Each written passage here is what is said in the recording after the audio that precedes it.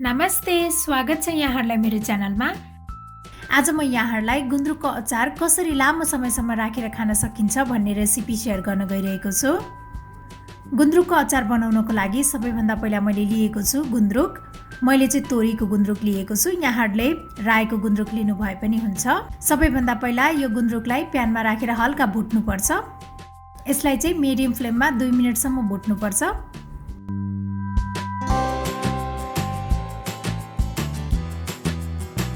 अब यो गुन्द्रुक रेडी भइसकेको छ। त्यसपछि मैले फेरि अर्को प्यानमा राखेँ 1 चम्चा जिरा, धनिया, टिमुर र सुकेको खुर्सानी। सुकेको खुर्सानी चाहिँ यहाँहरूले आफ्नो हिसाबले राख्न सक्नुहुनेछ। अब यसलाई पनि 1-2 मिनेटसम्म भुट्नुपर्छ। यो पनि रेडी भइसकेको छ। यसलाई एकैछिन सेलाउन दिने। त्यसपछि अब यो जिरा, धनिया, टिमुर र खुर्सानीलाई ग्राइन्डरमा राख्ने।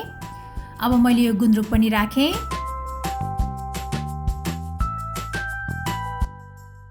त्यस्तै नुन स्वाद अनुसार राख्ने।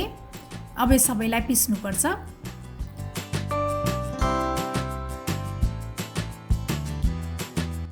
अब यो रेडी भइसकेको छ। मैले यसलाई एउटा बाउलमा ट्रान्सफर गरेँ। मैले फेरि प्यान तताएको छु। अब यसमा चाहिँ तोरीको तेल राख्नुपर्छ। अनि अब यो मसिनो पारेर काटेको लसुन पनि राख्ने। लसुनलाई चाहिँ हल्का रातो हुने बेलासम्म भुट्नुपर्छ। लसुन यतिको रातो भएपछि मैले यसमा 1 चम्चा जति चिल्ली फ्लेक्स पनि राखेँ। यो चाहिँ अप्सनल हो। अब यसलाई सेलाउन दिनुपर्छ। त्यस्तै मैले यो गुन्द्रुकमा थोरै तिलको धुलो पनि राखेँ।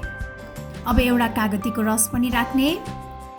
यो तेल पनि सेलाइसकेको छ। यो तेल पनि यसैमा राख्ने र अब यो सबैलाई राम्रोसँग मिक्स गर्नुपर्छ।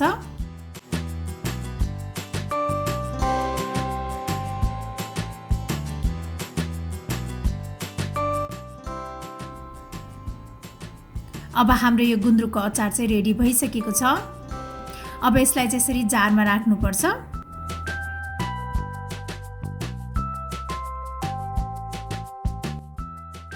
यसलाई चाहिँ फ्रिजमा राखेर 3 महिनासम्म खान सकिन्छ। रुम टेम्परेचरमा यसलाई 1 महिनासम्म राखेर खान सकिन्छ। मलाई आशा छ यहाँहरूलाई यो सजिलो गुन्द्रुकको अचार बनाउने रेसिपी पक्कै पनि मन पर्यो होला र मेरो अरू यस्तै रेसिपीहरूको लागि प्लिज मेरो च्यानललाई सब्स्क्राइब गरिदिनु होला र मेरो भिडियोलाई लाइक, शेयर र कमेन्ट पनि गरिदिनु होला। Thank you for watching. Bye by.